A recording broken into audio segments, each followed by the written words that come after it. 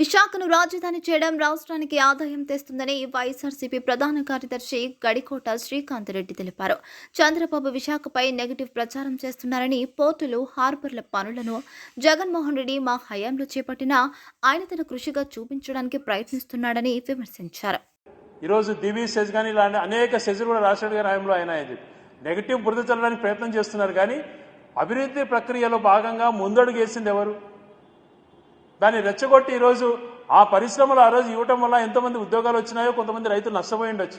కానీ పరిశ్రమలు వ్యతిరేకం కాదు అన్నటువంటిది మేము అటు నిరూపించాం కదా. పరిశ్రమలు పెట్టేటివి మీరు వ్యతిరేకిస్తున్నారు.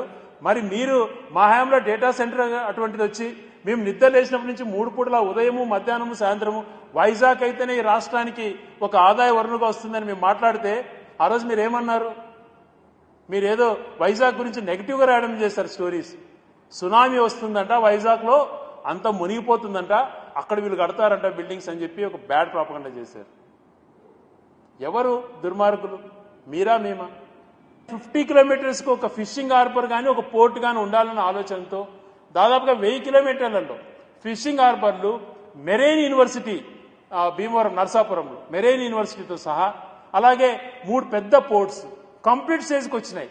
ఈరోజు ఆ క్రెడిట్ కూడా మూలపేటలో నేనే చేశానని మాట్లాడుతున్నాం. మనం ఎక్కడో విన్నా. మీరు దానికి ఆద్యులా చెప్పండి. మూలపేట ఎప్పుడు ఫౌండేషన్ వేశారు? ఎప్పుడు నిధులు కేటాయించబడ్డాయి?